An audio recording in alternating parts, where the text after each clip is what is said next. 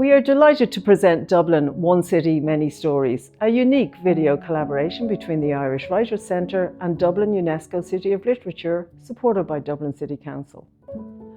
Over the course of 6 videos, we'll feature iconic writers from the past 50 years, alongside today's contemporary and emerging writers. Each will share their writing journeys, their experience of writing and performing in Dublin, and their thoughts on Dublin as a complex, inspiring character. We'll hear from writers making waves internationally, writers making Ireland their new home, and above all, writers who are adding to Ireland's rich legacy of literature on the world stage. As Director of Dublin UNESCO City of Literature, I'm excited to present the 4th video in the series. An Island of Many Nations showcases the extraordinary diversity in the Irish literary landscape today, a land now home to many writers whose roots are in other countries. Wanagi Tatnavos.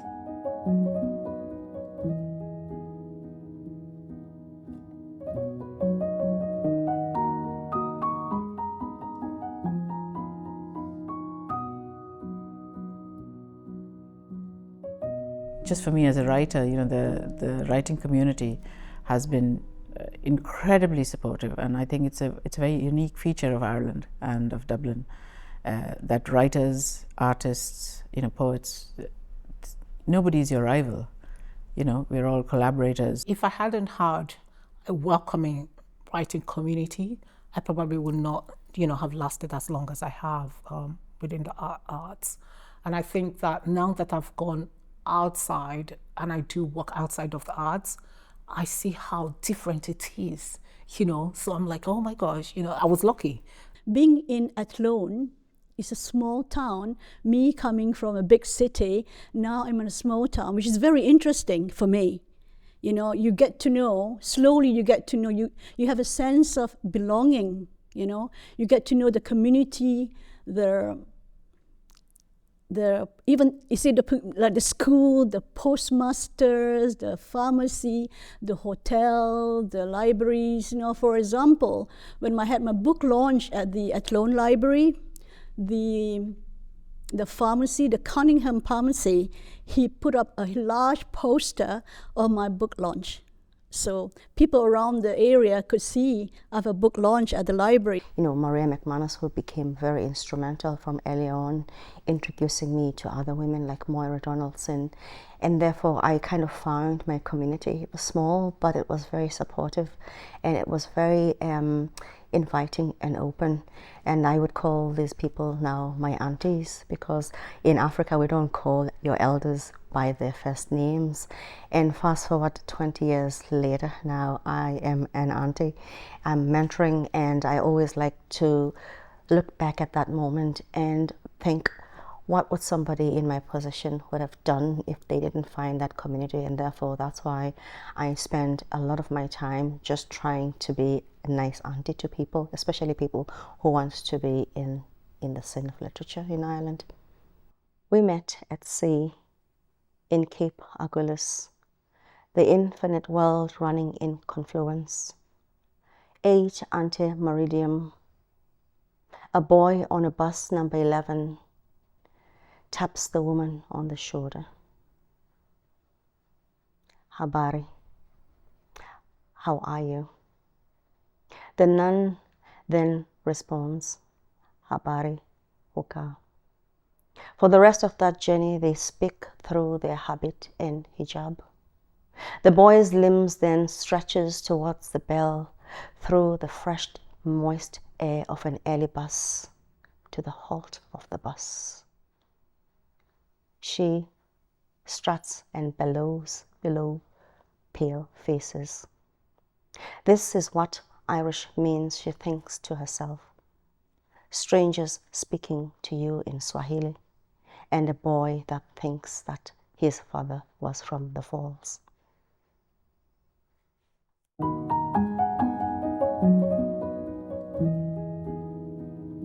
Ireland was not home. It was more an exile for me. And as much as I loved the place, but I just couldn't find similarities. I kept looking for similarities all the time between Dublin and Damascus. But I always failed because there are two different cities completely different. But at that moment when I finished the book and I had that closure with home and had that peace with the idea that home is not a place and that I should move on. And also when I got my Irish passport. So all of that kind of changed my feelings toward Dublin. And interestingly, I started noticing similarities instead of differences. It also kind of helped me realize that I found my tribe.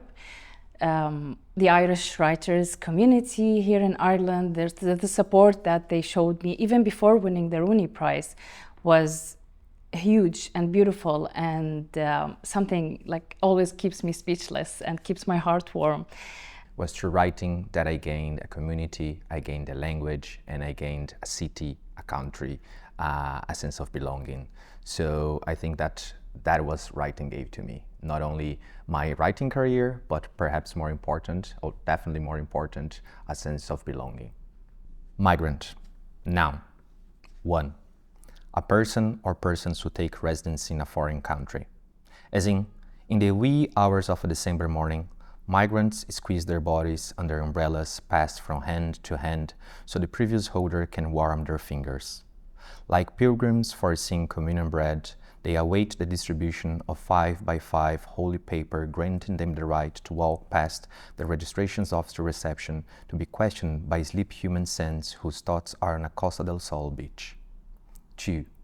A person who moves regularly to find work, especially in harvesting crops. To safeguard fences installed along Dublin Grand Canal, migrant gather slates from nearby construction in suites room from 200 a month and outline a bonfire. They roast fefel domel as in Afghanistan, okra as in Barbados, maize as in Peru, falafel as in Palestine.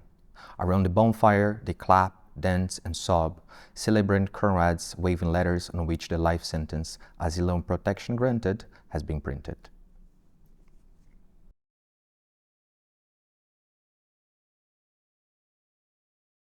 I remember as well, like early on when I started writing, I was traveling all the time. Like I'd be going to a gig and I'd be in Athlone and then I'd be doing a school workshop in, somewhere else. And I don't drive, so I was going all over the country and I was just really busy. And that's how it is when you're starting out. You're not making a lot. You're not sure if you're making any difference.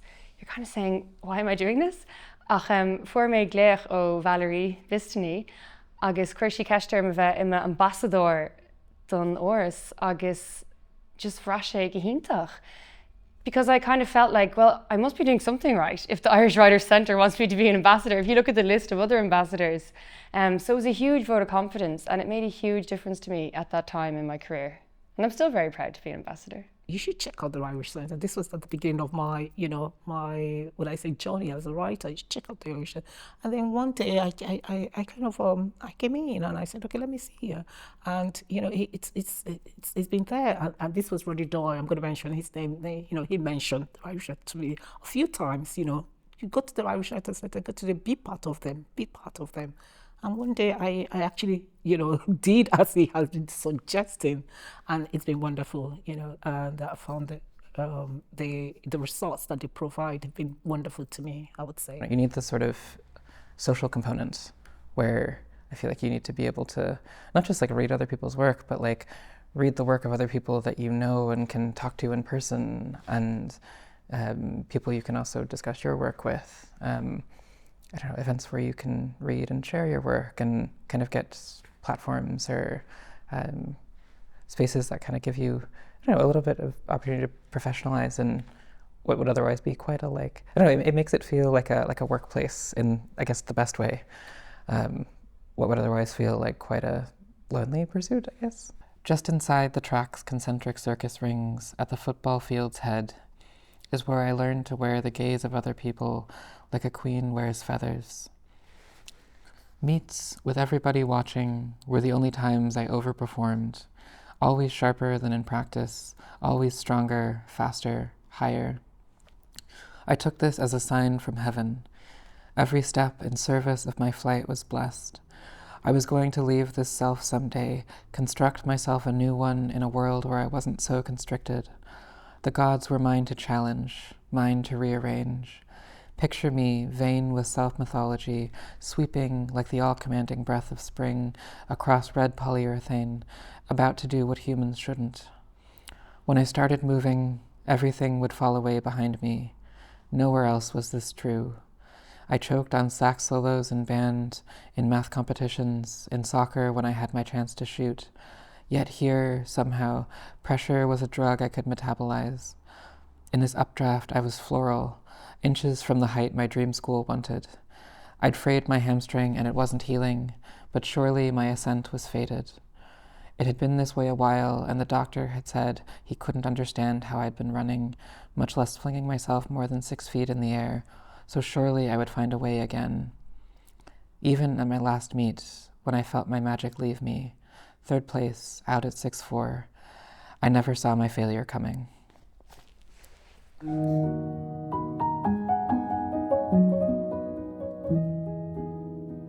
If you don't have an unashamed curiosity, I don't think you'll go very far as a writer. And I think it's very easy to be unashamedly curious in Ireland, because Irish people are nosy, and it sort of goes with the territory. If you're in Ireland, nobody thinks too much about, fairly personal questions sometimes. And I would be a very nosy person.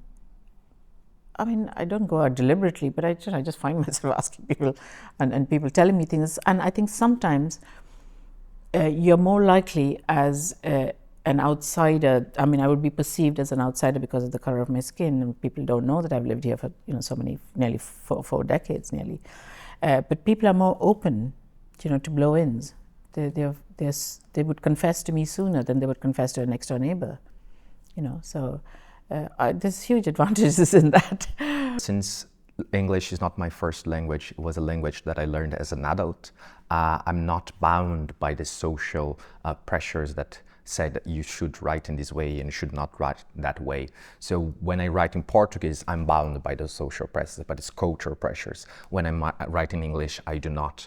So I feel that freedom when I'm writing English. So I think I look at abyss and I jump into it. So I think that this sense of freedom for me is really interesting, because I do not try to mimic, for instance, when I write fiction, I do not try to mimic a Dublin accent. That's for me is not how I speak generally, and that's for me is something that there are many writers doing. I'm interested in doing something else.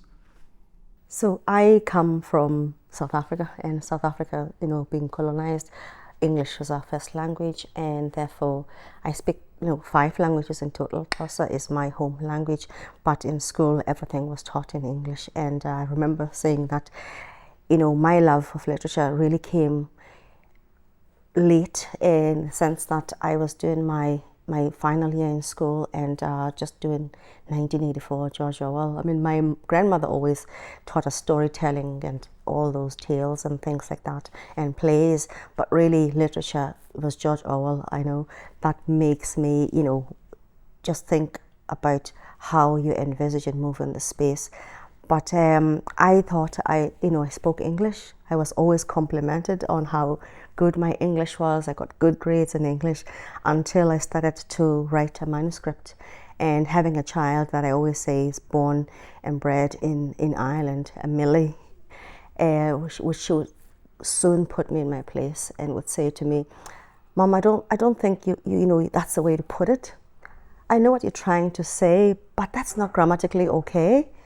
And I thought to myself, what is grammatically okay? Because I learned grammar in school. I did English. I speak English. So how grammatically correct can it be? And at one point, I got myself an English tutor. But really, what I learned then was, it soon became so confusing, because I would come home and I would say things to myself, reciting, verb is a doing thing. So I wasn't actually learning, I was actually learning the meaning of things. And I thought, I am confusing myself. I have English and therefore I am fine. And later on I went to do my master's in English. So my English didn't really matter. Part of my journey into poetry was, I think, finding a language for that part of me and other parts of me that was actually like my own language, because I think the queer part of me or the Black part of me. These things have been sort of narrated from outside, language put on top of me. And I don't know, I think poetry has been this really beautiful medium for thinking about finding a personal language for those things, taking kind of an ownership of a narrative that, I don't know, people around me hadn't really let me own for a lot of my life. You know, one of the childhood memories that I wrote about in the poem called Grandma at Grandma's, okay? So I wrote about how you walk into the house, you remove your shoes. So that's a very Asian, you know, way where we remove our shoes, you know. So that's one area that we talk about, and the food, you know, the kind of food that we cook, you know, the scent of the food, the curries, the chilies, the turmeric, and whatever, are all in this book. And I mention about, when I juxtapose the remedies of the use of nettles, you know, and then I compare to the use of turmeric is for your complexion, you know.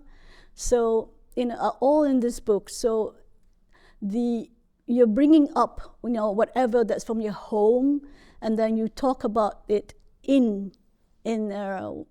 here in my book. I like reading books for authors who allow themselves to be vulnerable and honest and brutal, especially female writers. And I find that, like, I connect with those kind of books and authors. So I think naturally it came out like this.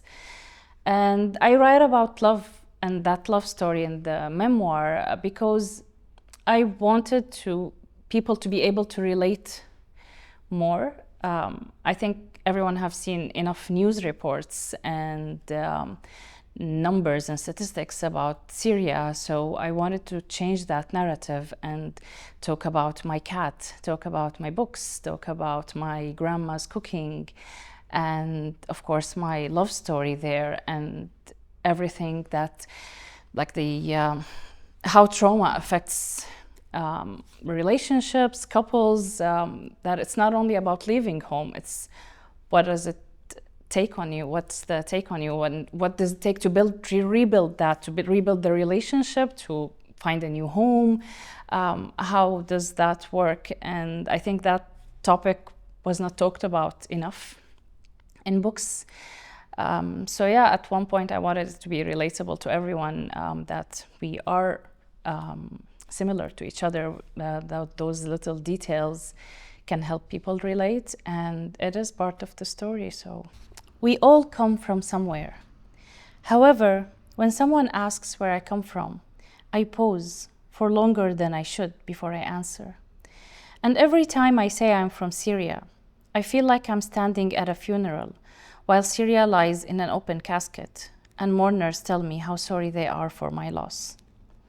When I'm asked what I miss most about home, my mind bustles with 1,000 memories from the vibrant streets of Damascus.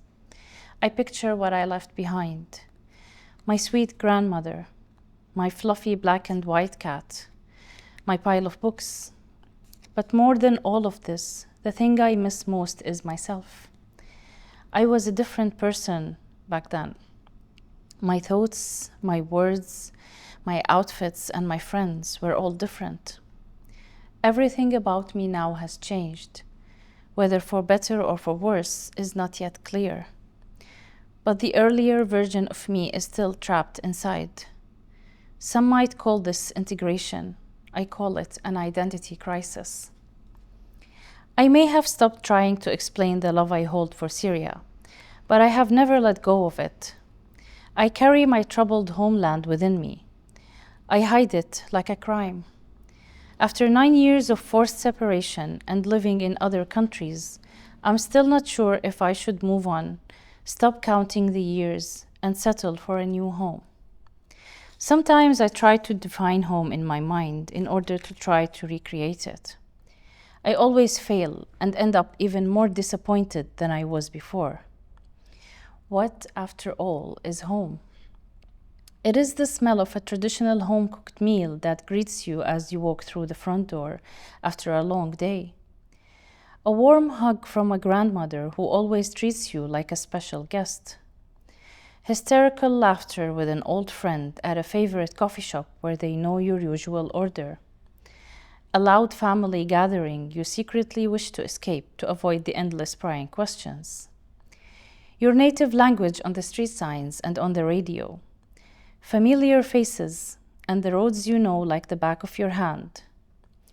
It is all the little things that cannot be written down or described to those who haven't been there. It is the hole inside your soul that cannot be filled by any other place. A few years ago, I discovered a term for what I feel when I think of home. A Portuguese word, saudade. Defined in the dictionary of untranslatables, saudade is deep nostalgia, the longing for something that is no longer there. This feeling, saudade, sometimes hits me out of the blue. I might notice an Arabic word, or a colleague tells me about their trip to Syria back in the days. A song that I used to play back home pops up on shuffle, or an old photo from my archive appears on my computer screen. It hits sudden and hard, like a car crash. As if I've just woken up from a coma, I cannot recognize the world around me. What am I doing here? Why is everyone speaking English rather than Arabic? Everyone becomes a stranger. I become a stranger.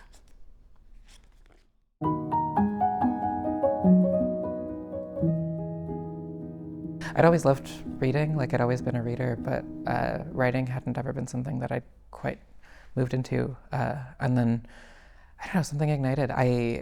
When I turned in that short story for that class, and it was this like really ridiculously dramatic thing about like someone falling in love with the moon or something. And I remember like when it was handed back to me, my teacher had returned it and she'd just written like the library ISBN number for Maggie Nelson's Bluets.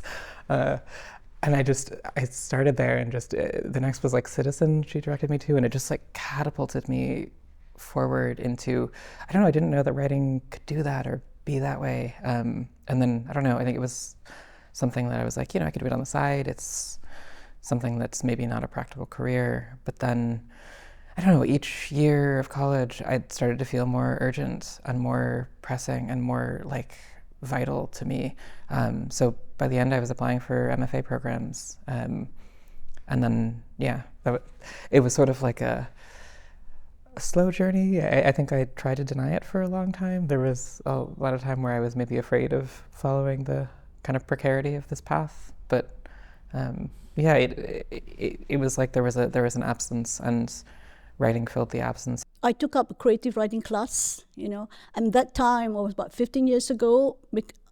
When my children were, much older. So I said to myself, okay, I take a creative writing class.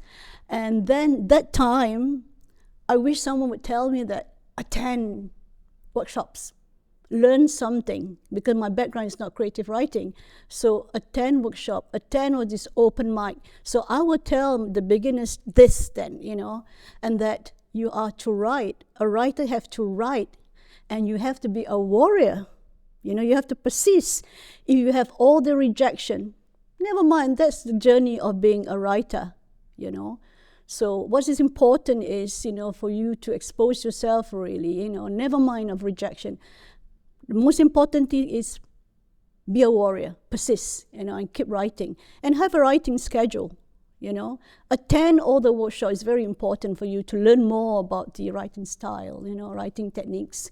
And read as well other writers as well, not only the, those years ago, but also your local Irish writers, that Pat Boran, Thomas McCarthy or Jane Clark for nature poetries. They are all very good writers. You learn something, you'll be inspired in any case. We have set up the tent, pale yellow powdered soft around its perimeter to hold the slithering of snakes. The ash glow of the sky, the wind howling into night are all in my mind.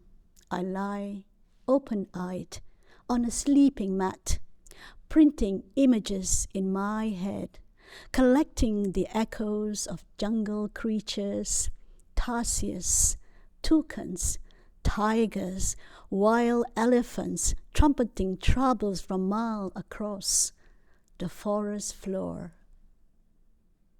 In the morning, the cinnamon air draws me out. Sunlight hammers jagged patterns through layers of maranti leaves. Everyone dives into the river. Its surpure water like the teh tarik in my cup. Heading to the fern bushes to find the blooming rafflesia. A growl from the woody bins of bamboo, and I am squatting eye to eye with a boar. Its skin is shiny black, rough and thick, designed for fighting. And I am ready. My own skin thickens in a breathless second. Startled, the animal vanishes. I pin the breath of the rainforest on my skin.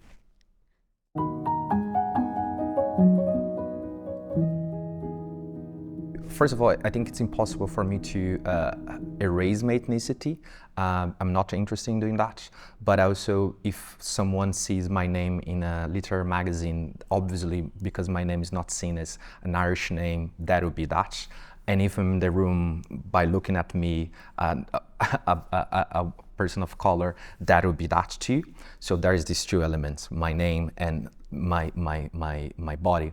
But also I'm interested in talking about and approaching the migrant experience in Ireland, and also to discuss and approach how racism is pervasive in Ireland. And it's something that oftentimes the literary communities, the middle classes, prefer to silence or prefer to not talk about in their literature. And for me, this is a fundamental aspect of my literature. Not make it political in a sense of in disregarding the literary merit, but joining them, how I can make my work with literary merit, but also approaching political topics. And that, for me, where my ethnicity brings from. But at the same time, one of the questions that people oftentimes ask for migrants, and that I've been responding in a different manner for many years now, is, where are you from? And my answer is always, I'm from Dublin. And that makes people uncomfortable, because that's not the answer they were expecting from. And that's where I am. I'm from Dublin. I have been here for 9 years now. I arrived here when I was 22. I did not speak this language. 9 years later, I've established a career. I've gained my Irish citizenship last year. I've learned the language. So I'm from here. My adult formative years have been in this country, in this city. So I am from here too. So I have two hometowns, I have two countries, I have two nationalities. So when someone asks where I'm from Dublin. To this moment, I still feel that oftentimes I am the other in the room. Oftentimes I'm the only person of color in the room. I'm the only migrant from non-Western country in the room. So there's this double sense. And on the one hand, this community gave me a lot, but at the same time, I don't see in the writing community, I don't see the plurality that I see on the streets. So there is more than 100 languages being spoken in the streets of Dublin nowadays, but I don't see the same 100 languages, not even 50, being spoken in the writing community. So that imbalance is something that still strikes me, and I think that's a very complex and paradoxical element to that. There's always a part of us that feels like an outsider somewhere. It might not be in everywhere, but there's always somewhere or someplace where we feel like an outsider, where we feel, I'm part of this. They think I'm part of them, but I'm not really part of them. And at the same time, you don't feel like part of whatever they think you're part of, So, so I always feel that sense of it as a Nigerian, like I said, based in Ireland. But at the same time, I feel like part of it as well. I was once asked, well, how does it feel to be called an Irish writer? I went for, and someone asked me, well, how does it feel to be called an Irish writer? Do you feel that, like you deserve it? And I'm like, damn, sorry, am I allowed to swear? I'm like, damn right. If you don't call me, I will actually challenge you, because I'm an Irish writer in every sense of the word, So, and that's it. So I feel at the same time, I know that this is a title that I would say belongs to me, but in some sense, you still feel like you're not. But I don't know. But that imposter syndrome is not as bad as it used to be in the beginning. I feel like I've gotten to the point where I kind of accept, I accept it much more than I would have in the past, So I think the choice now belongs to me, whether I choose to take it up or not. In the past I would have felt that somebody else had to give me that, but now, no. Now it's my choice to feel like, When I was about 3 or 4, well, not 3 or 4, even just maybe 2 chapters into the book, I suddenly, balked at the whole notion that I was writing a fully Irish book. And I think I was telling you earlier on that I actually said this to my son. I was driving him somewhere in the car, and I said, I don't know whether I can write a fully Irish book. I'm sort of getting a bit nervous about it. And he just looked at me and he said, Mum, just feck off. You're just procrastinating. That's what you're doing. Just get on with it, And I think you need sometimes your own children or your own family to tell you, to put you on the straight and narrow and tell you that you're doing okay. And, when he said that to me, I thought, you know what, children don't lie. Well, most of the times they don't lie. But I really took on board what he said and just continued writing. And I'm absolutely so thrilled with the result. Marlo had walked nearly a mile, stopping now and again to peer through the forest, wondering if it was possible at all to walk into it, to explore, even to camp in it overnight, or if he would find himself sinking straight into its boggy heart. The sound of a car backfiring made him stop and wait by the side of the road. He could hear it approaching, gears crashing as it wound up the short, steep hill that he himself had huffed over only a few minutes ago. Agnes's lad, are ye? Get in the back if you like. Just push it all to the other end, lad, and make room for yourself there. What do they call you? Marlo bent down to look into the beat-up little car at the large, swarthy woman who filled up the front of the vehicle. He wondered, how did you even fit in and how will you get out? Thank you. If you leave me off in Glengariff, it would be great. I'm Marlo O'Sullivan. How did you know, though? How did you know my name? As he got into the back of the car, he wondered about the missing passenger seat as he stretched out his legs into the empty space in front of him. Beside him, the rest of the seat was full of old feed and fertilizer bags and empty catering-size mayonnaise buckets. He was sure the small dried pellets that he had flicked off the seat were sheep droppings, which would explain the smell that had hit him as soon as he closed the car door. You tell your ma'am that Dolores picked you up, and then tell me what she says. I'll do that, Dolores. Be sure now to tell me the first thing she says. Marlo laughed. You've me fired up now to ring her. A mystery on my first day here. I only got to Beara last night. There's a lot that's waiting to see how ye turned out like. Really, said Marlo. Country people are curious, but you can't be blaming us. You'd need to know the measure of your neighbour in these parts. Are you good for helping before the sun rises? And are ye of any good after closing? Are you the helping hand or the big talker? We have both in this valley, by God. So are you a drinking man? Can you be relied on? Or are you both the best of the best? I wouldn't trust a pioneer myself. No, I wouldn't. Did you say Marlo, did ye? Now what kind of a name would that be? Marlo thought, take your pick, lad, Valley of the Squinting Windows or the Glen of the Formidable Women. He looked at her and replied, I was christened Marlo. My drinking mates call me that sometimes, but otherwise it's Marlon. So, Marlo, ye like a few jars in your spare time, but what will occupy ye for the rest of the day? I heard the blessed brothers, Lord have mercy on their souls. I hear your mother's uncles didn't leave you money, just the cottage. Oh, the lad from the solicitors has been talking, has he? His mother is me cousin. Do you know him too? I feel like I do already. He hasn't been slow broadcasting my affairs. She was watching him now in her rear-view mirror.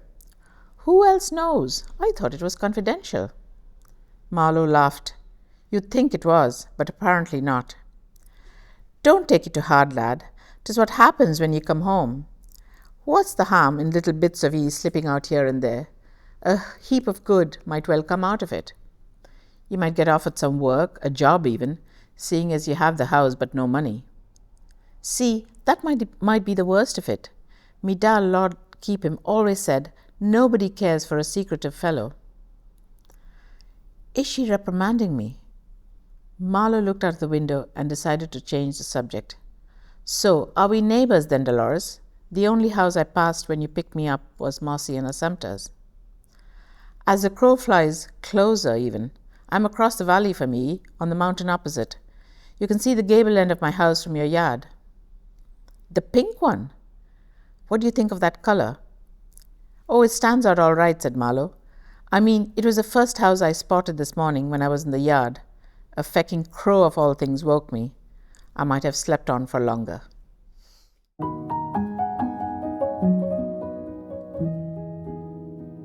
A crucial part of kind of becoming rooted here has been kind of the community. There's a really lovely and warm and unique, I don't know if there are many places like it in the world that have better communities like this.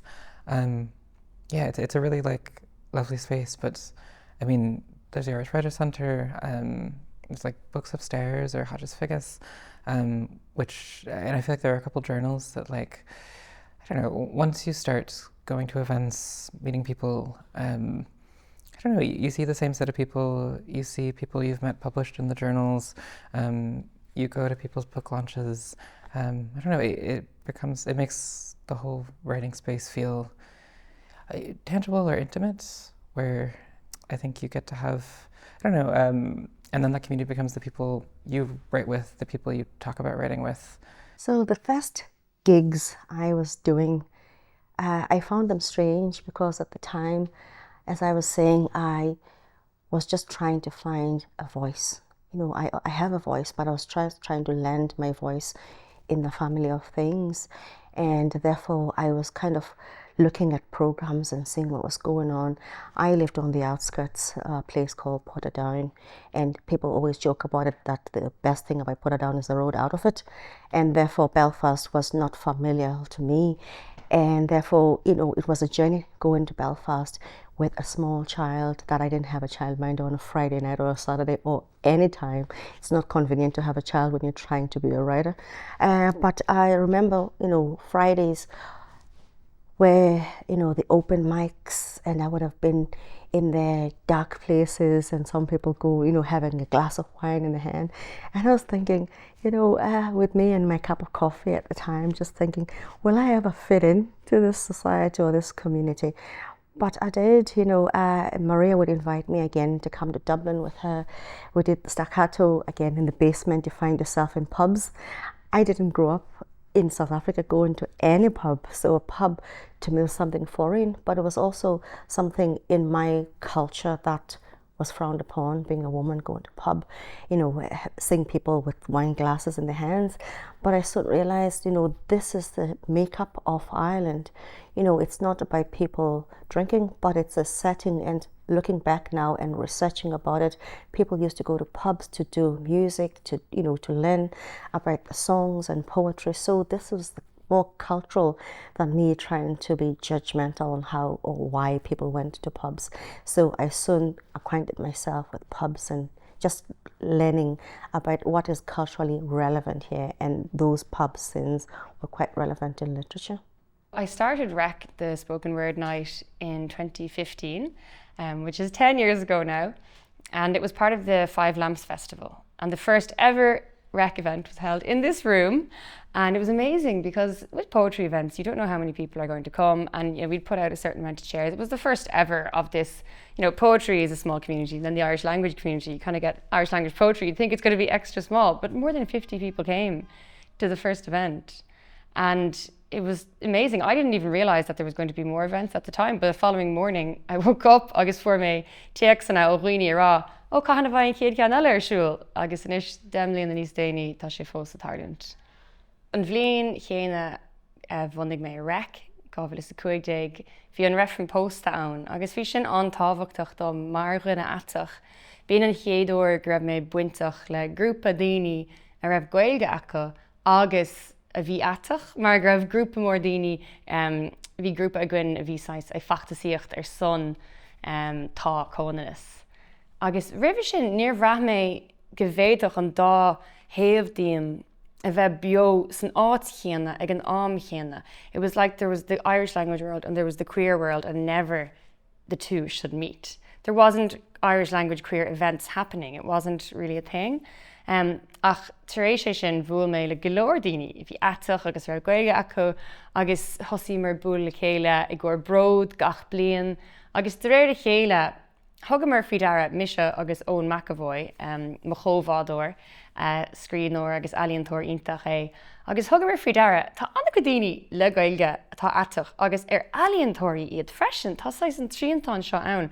Agus bhunaíomar le chéile an grúpa éireach atach gaeilech agus an rud a rinne mar ná chuirmar amach an scéal gur raibh ealaíontóirí á leir go gcuin don chóir grúpa ealaín éireach atach gaeilech. Mar sin ealaíontóirí de gachsáis atá ann agus tá cóníorthú ar fud na tíre agus ar fud an domhan fiú. Agus ó hinne le táid tréis bheith obair le na chéile le léirthe difriúla a chur chun stáitse. So we have over 100 different members now in Éireach Atach Gaeilech, 100 different queer Irish language artists. And we work with each other, we support each other's projects, work on each other's projects, put on workshops for each other. There's a committee, we organise events, we have a drag ball every year with absolutely incredible, like soul enriching event every single year. We have 4 different categories and people walk and win prizes and express themselves, and not only do they get to be gaeilech, they get to be atach in the same place. An béal bio seo. Tá ahrú tagcha mo chuid cainte. Dar le caralum nach bhaca le tamil. An bhéim a buga go deire na bhocail. Ní mistalum a chlos. Ing an istum a hála ach tigum an fá. Tá do bhlas das ma bhéalsa, mé go seasta féad an áil. Tá mórtas orm an churn seo a ghlacha, tiltte go maith, trónta I dacha.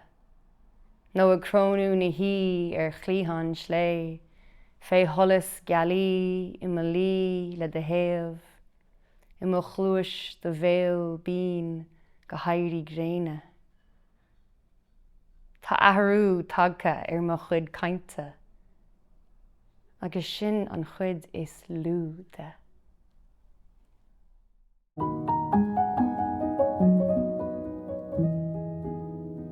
Writing for most of the process has been this private, personal thing. I don't know, to see it in other people's hands, to hear other people talk about their experience of reading it. I mean, reviews or even like friends from the States who have known me in other capacities than my writing, like have reached out to say they've bought the book and read it and really enjoyed it. And once like I moved past the first like, oh God, they've like seen me like that.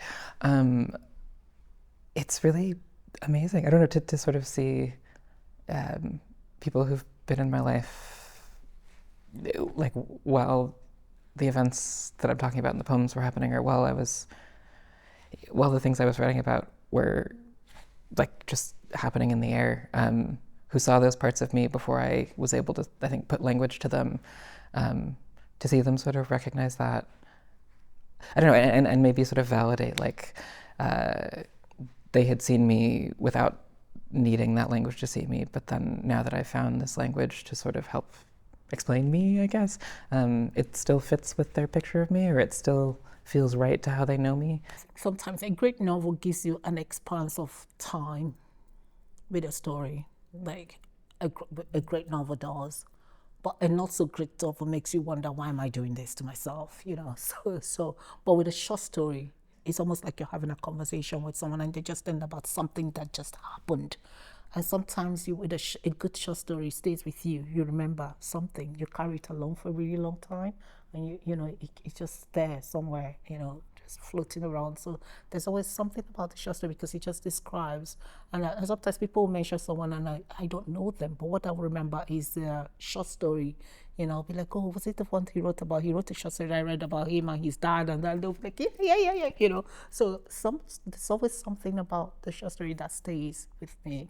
I don't know, I like it. He's here somewhere, James heard a voice say from the door, and leaned forward to see Margot, the manager of the Botanic Gardens, peering into the security room. She caught a glimpse of the girl and raised her hand. Hello, Poppin. Poppin smiled back. James stepped forward with his satchel across his shoulder. Hi, he greeted shyly. James, Margot called cheerfully. Your parents are here. I told them you came to see the garden. James nodded anxiously. She ushered him out of the security office to where his parents waited. Behind them was a Victorian glass building with long windows through which James could see green plants. They watched James approach, his father with his hands in the pockets of his jacket and his mother with both hands clasping the handle of her handbag. Their faces were blank. They would not show any emotion in front of Margot. If they were alone, they would have screamed at him in anger. Then they would have tried to understand him without letting him speak. Then his mother would have cried, which would further incense his father, and he would tell James to go to his room and think about what he had done. His mother's handbag swung a little in her hands, and James came to a standstill. Like I said on the phone, Margot began warmly. James said he wanted to see the garden in memory of Nolly. She gave James a quick glance to check if she had got the name right. My sympathies for your loss, by the way. James' parents nodded. I think it's a brave thing for James to want to do, Margot smiled at James, and James returned it apprehensively, conscious of his parents' unwavering stare. I couldn't let him, not only because it's not yet 8 o'clock and the garden opens at 10, but mainly because he's only 14. He has to be accompanied by a parent or a guardian within the garden. Margot waited for James' parents' response, but there was only silence. James, feeling especially his mother's steely eyes on him, kept his eyes on the ground. This must be a shock for you, Margot said suddenly, laughing softly. I know I'm a mother myself. Would you like a cup of tea or something? Without a yes or a no, James' parents turned towards Margot, and she led them, with James following down a pathway. Her office was a red brick and glass building called the Herbarium. She entered a code on the door and led them into a large space with pictures of plants on the wall. What can I get for you? Tea? Coffee? Both of James' parents shook their heads for her not to worry. I'm sorry I had to call you with this sort of news, Margot apologized further. Thank God you did, James' father said, letting out a deep breath. The truth of the matter is that he had asked me to bring him here. I understand his sister used to tell him about this place, even though I knew nothing about it, but it was my wife who had been here with my daughter. I still said, okay, I'll bring you, but there is a lockdown at the moment. I didn't know he would not be able to wait. James, who had been watching his father talking, looked to the ground when he paused. He knew he was expecting him to say he was sorry, but James wasn't. His only remorse was that they had to drive all this way because of him. I can get someone to show him around quickly before the garden opens, Margot offered. James turned to his mother and pleaded with his eyes for her to say yes, knowing his father would go along with whatever she decided. A moment passed before James' mother exhaled. That is very kind of you, she said, nodding her thanks at Margot. While they waited, Margot showed them a glass box on a raised podium. I usually show this room to students when they visit, so Nolly would have been in here. You can call this room a room full of dry plants. Everything here is either a seed, a fruit, a flower, or made from a tree. Pointing at the object in a box, she said, those are coconut fruits. Coconut? James' father said, whistling and shaking his head. James had not heard him come up behind them. Yes, Margot replied. Over there, she said, pointing at another glass box, is a bubble tree fruit. What? James' father exclaimed. Like pawpaw? He turned to James' mother enthusiastically. It's massive. Exactly, Margot agreed, laughing. And this over here is a lobster pot for fishing. It's made completely from heather. She stepped back for James and his father to fill the lobster pot. They all looked to the door when Poppin entered. Do you mind taking James around the gardens? Margot asked kindly. He would like to walk the ground in memory of his sister. Poppy, standing by the door, nodded with a smile. They followed her out of the Highbury and back on the East Walk. James walked alongside Poppy while his mother and father strolled behind them. "I'm sorry to hear about your sister," she said, her earlier abrasiveness gone. "Do you mind telling me a little about her? Thank you."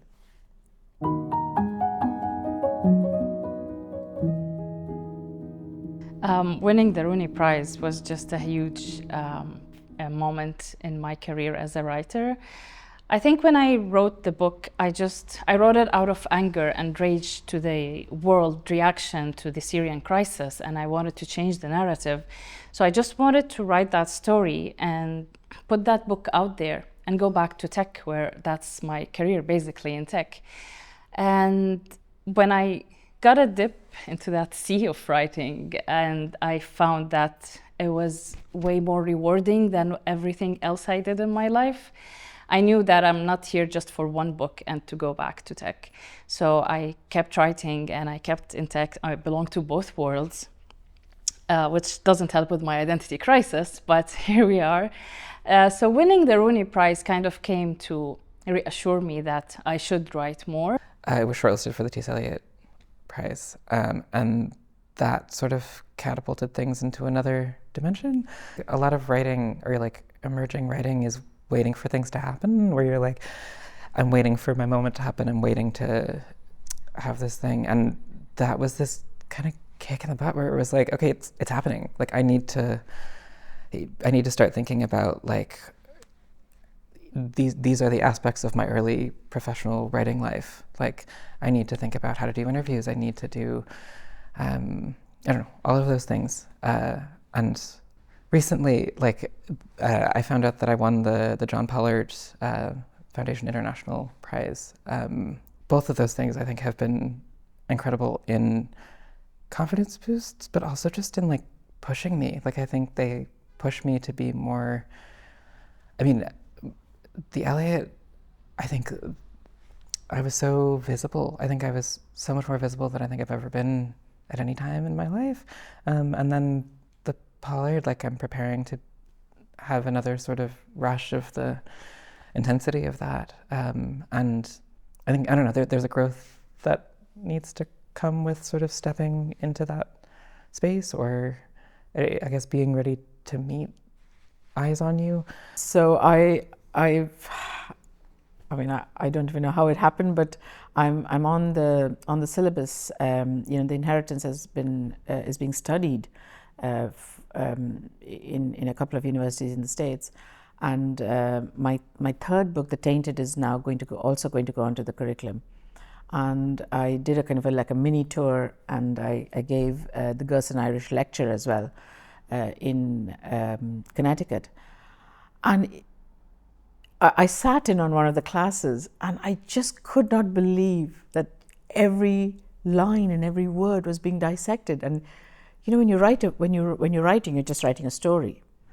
And thank God I never knew then that it might be read, because I don't know whether it would influence the way you write. Yeah, it was, because I sat in on a class that was looking at Irish environmental writing, and the book, was being used for that. And I described West Cork as I know it and as I see it, and I never thought that it would be studied as part of a environmental writing curriculum. So I guess if you just write what you know and what you see and from your heart, it might ring true with the reader.